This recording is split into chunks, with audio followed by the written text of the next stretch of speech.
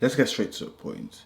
Here's one thing that a founder worth 10 million doesn't have in common compared to a founder worth 100 or 50 million. Motivation. If you're worth $50 million, pounds, your motivation to make more money decreases. How do I know this? I have a community of vetted entrepreneurs who are extremely successful, and these are the type of conversation we talk about, and we're able to deduce based on people within our community that once you pass the $28 million range of actual net assets, your motivation just completely decreases. You're not scared of losing money compared to if you made a lucky break of 10 million, 20 million, or 5 million, or even 1 million. You're very financially insecure because you don't believe that you are actually worthy of making that money. And you think there was a little bit of luck, therefore you still have that scarcity mindset. I know you're not going to believe this if you don't even have $1 million in your bank account. However, I speak to extremely successful people, luckily because I have a community of vetted people who are making real money, who are real killers, who are real entrepreneurs, not your YouTube gurus or your crypto gurus. If you want to join this community of real founders and be around like-minded people, click the link in the description, and there's a slight chance you might make it. We'll see. It's not easy to get into because I want to keep it tight of vetted people. In this video, I'll be explaining to you guys the difference between founders who've made a little bit of money, 10 million, compared to people who made quite a lot of money, 100 million. You're gonna be amazed to see how these founders allocate their money, especially this current climax of crypto, especially Bitcoin. Are they actually investing in that, or are they investing in a hard asset like before? This is all based on people I've spoken about, people I've been privileged to meet, people I've been privileged to read about, probably one of your favorite entrepreneurs. So stick around because at the end, you'll be really shocked with what people actually do with their money. It's a bit crazy based on how much money you have. We're going to be talking about how much cash people actually have. I know if you're a real fan, that's something that you're really intrigued about. How much cash do people actually have? Is it all in hard assets, or do they carry a lot of cash? So at the start, I did mention the difference between people who have 10 million compared to people who have 100 million is a motivation. Remember, this is all based on data, which is extremely fascinating. But let's double click into this for 1 second. Based on this discussion we had in Wellington, we're actually able to make a timeline of when these goals actually change. And they actually change as you make more money. But then another argument you can say is that the goal is actually more related to success, which is intriguing. Someone who's worth 60 million, the goal may be winning and achieving more, which is why they made 50 million compared to someone who only made 2 million. Based on the conversations I've had with a lot of people and books I've read, I would believe the ideology of evolution is actually true. I wouldn't say I'm inferring, because I actually think this is more or less factual now based on people I've spoken to, that the more money you have, the greater the evolution of how much this money means to you. But funny enough, there are people who actually break this rule and break this normality. If you look at someone like Elon Musk, he's worth billions, he's the richest man in the world. Why is it now that he cares more about the political landscape? Why does he care more about reducing government spend and be more efficient? Because he has a lot more money. So his value and his purpose to make more money is completely different to when he was sleeping on the floor of Tesla manufacturer plant to build the next Tesla. That's one of the difference, that the more money you have, the more you're willing to spend money on, I would say, like rocket launch ideas. Why do you think Jeff Bezos put so much money into Blue Origin, his SpaceX competitor? He wouldn't have done this when he had lots of money compared to now. And this is what I'm saying. This is what these great entrepreneurs do. When they have billions and billions of money, they tend to do different type of stuff with their money because they have an overflow amount of money. Think of it. Peter Thiel, he's a multi-billionaire. Like, he's part of the PayPal mafia, co-founded Palantir, early investment in Facebook, I believe. Now he has a Peter Thiel Foundation, which is a foundation of entrepreneurs who didn't go to top universities and he's literally giving them money for startups. And he's made, I know it is like an investment strategy because he is investing into these companies which are becoming unicorns, but he has so much money. This is his side hustle. People aren't doing this if you only made 1 million, 2 million in your bank account. You're not giving off that much money because you realize that once you have £1 million or dollars, you can easily buy a house worth that much. So you need a lot more, especially when you have after you pay your taxes when you exit a company. Eesh, most of your money is gone. The internet is such a beautiful thing. I was able to find a graph that has the main reasons for financial goals. And it shows that if you have less than 1 million, the majority of the reason for financial goals is for financial security and freedom, generational wealth, a little bit is of an impact, and majority of it is retired. So when you go to like 5 to 10 million, the financial security and freedom becomes a larger part of your portfolio, and lifestyle obviously becomes a more larger part of your portfolio as well, because now you have more disposable income than if you just had less than 1 million. Then go to the higher end of the spectrum for people who are doing 50 to $100 million of their net worth. Majority of the reason for the financial growth is just for achievement and challenges, and the other is just generational wealth. If you have less money, you don't really care about achievement and challenges because you're using this money either for your lifestyle because the lifestyle is so much, or for other reasons. But when you have so much money, your lifestyle's not really that high because you have just so much. I'm not really a big swear, but like people say like F you money, or you have so much money basically. It's so funny because even including myself, if you speak to any entrepreneur that has either raised money or who have a lifestyle business or are building generational wealth, especially people within my community, people say they have a number where it is enough for them. Like this is the goal. I've realized based on my little humble success in business is that any milestone I've made is always evolving. Goalpost is always changing. The goalpost is always changing.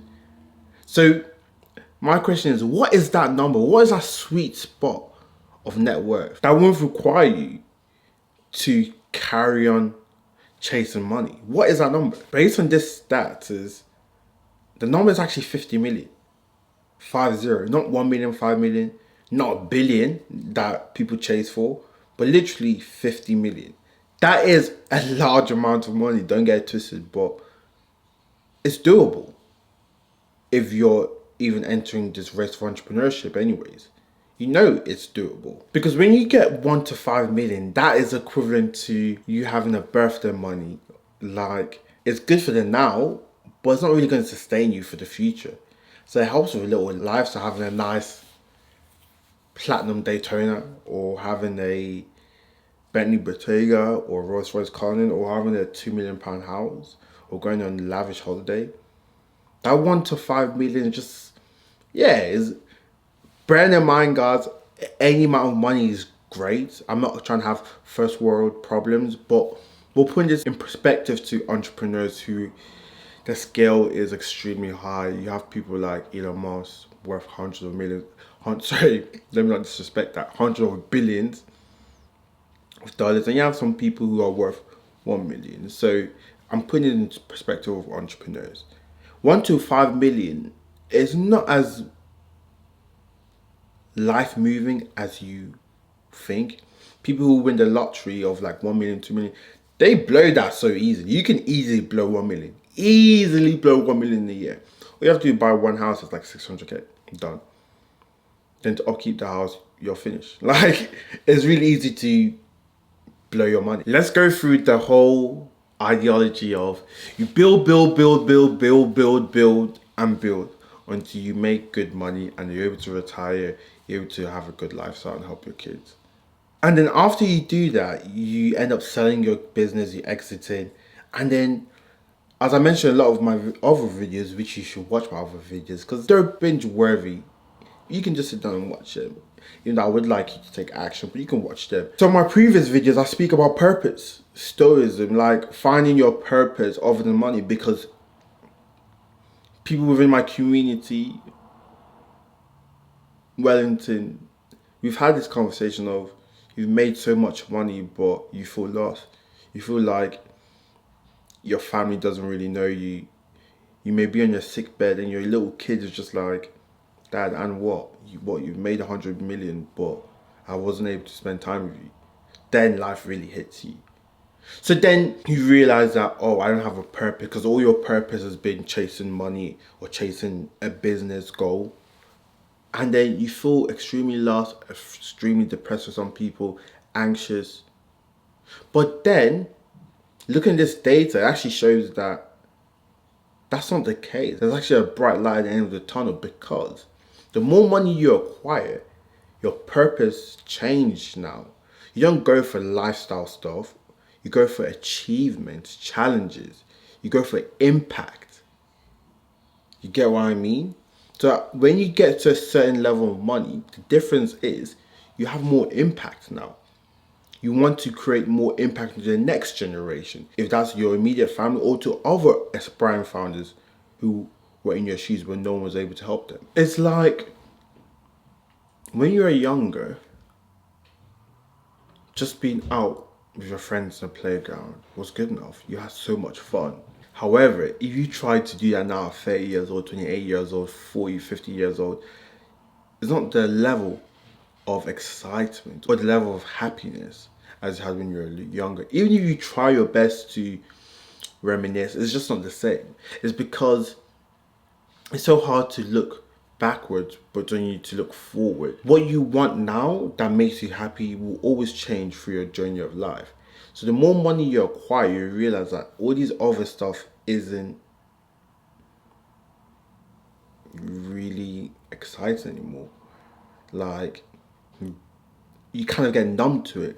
I was even speaking to someone who, normal 9 to 5, made good money, able to buy a nice SUV, a Jaguar F-Pace. After they bought it, they were like, I didn't feel anything. I bought it, just everything I've been dreaming for, but I bought it and I didn't feel anything. Then you have people within the community who are actually making serious money, and they're buying stuff that is a bit more expensive, like 2-4 million, but they don't feel anything. So they keep having a need of more and more and more and more and more and more. So even though you're successful, you can still build want, desire, satisfaction, even though you reach your business goal. But now it's going to be in a different way. It may not be the same way as if you made $5 million.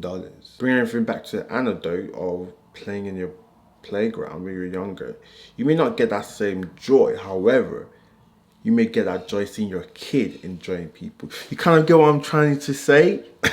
Like, what I'm trying to say is that what gives you joy when you're less successful is completely different to what gives you joy when you're more successful and when you acquire more wealth. The part you've all been waiting for. A really big difference is investment allocation. If you have generational wealth, 50 million upwards, or even like 25 million upwards, based on people I know and people within my community, click the link in the description to join a community called Wellington.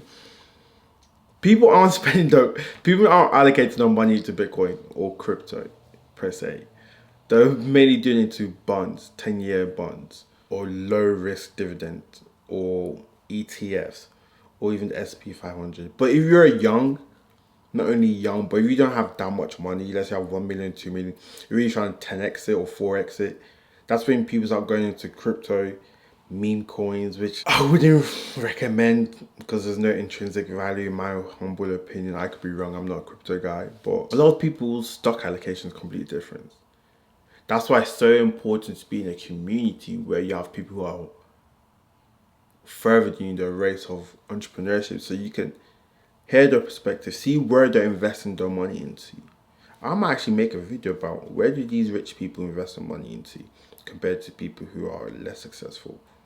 Because some of your asset allocation is not right, especially if you want to make generational wealth. And this is based on people I've spoken to, people I've read about, and people within the community. They're not doing crypto, they're doing bonds, real estate. Because you have so much money compared to when you have 2 mil, 4 mil, compared to having 100 mil, 50 mil, 80 mil. You don't want to lose any of that money. You want to be in a stage of cash preservation. There's different stages. Let me get into this actually. There's different stages between cash growth and cash preservation. If you're within 1 to 12 million, that's kind of cash growth. But when you get into like 25 to 30 to 40 million, now you're trying to preserve your money. So this is why the cash allocation or the stock allocation or investment allocation is so different. So there's another graph. The only reason I'm not showing you guys these graphs, I don't want to get copyrighted or any of that. I'm just, come on. These videos are just me speaking to another friend through a lens. And most likely we're both entrepreneurs who are doing good, who are trying to improve our businesses and make generational wealth. So in this graph is a graph of percentage allocation in alternative investments and holding. Anything less than 1 million, majority of people have a lot of the money in stuff like crypto and then a little percentage into bonds. When you get to 5 to 10 million, people have a decent amount of bonds, a little bit of crypto, a little bit of VC investing, a little bit of PE investing, and some others. But then when you get to the 50 to 100 mark, the percentage of crypto is significantly lower. They're doing a lot of high bonds. They're doing a lot of PE investing. They're doing a lot of other and a lot of VC investing. So this just kind of shows the different allocation in alternative investment and holding for different level of wealth. So here's another interesting graph that I was able to find. Most people from like 1 to 10 million, a lot of percentage allocated in personal company stock is quite low. It's like 40% lower. If it's like less than 1 million, it's only like 22%. But when you get from like 20 to 100 million net worth, 60 to like 70% of your net worth is actually tied down to your personal company stock. That's interesting though. And then in terms of percentage allocated in cash, when you're only worth like 1 million, 2 or 3 million, you have quite a lot of cash. But then the lower your net worth, so like 100 million, 50 million, 200 million, a small percentage of your actual net worth is actually allocated in cash. Interesting. I'm going to keep going with this rapid graph analysis. So according to data, the percentage allocated in public stock decreases the higher net worth. People who have like 1 to 5 million, a lot of them own public stocks, but then people who are worth 100, 500 million, they own quite a lot of private stocks and not many public stock. Let's go to cash flow and spending trends.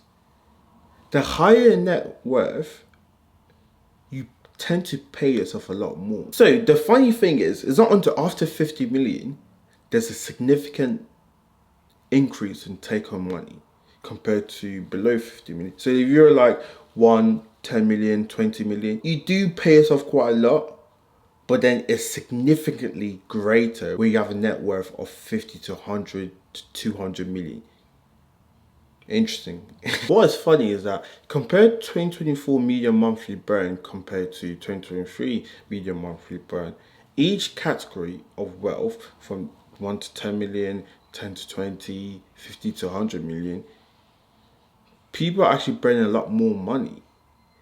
But the difference between last year and this year is greater with the higher net worth people. Why is that? So in conclusion, not the main thing, but what people are always curious about is what are people's monthly burn in terms of numbers. From 1 to 5 million and 5 to 10 million, the average monthly burn is actually $15,000 per month. Then from 10 to 20 million and 20 to 50 million, the average monthly burn is $25,000 per month. Finally, 100 million plus net worth, the monthly burn is $60,000. I wish I could spend $60,000 per month. That's crazy. These are just numbers, doesn't really paint the full picture. But in conclusion, it's all about work-life balance and happiness. I have 2 videos that I have literally spoken about stoicism and the purpose of creating generational wealth other than money. I would really advise you to go watch that video. I'm going to put them in the description. And while you're in the description, Make sure you apply to Wellington. You can have conversations like this with successful entrepreneurs who are actually making money, and they can advise you, or you could be the one advising other people. YouTube algorithms are extremely good, so make sure you click watch the next video.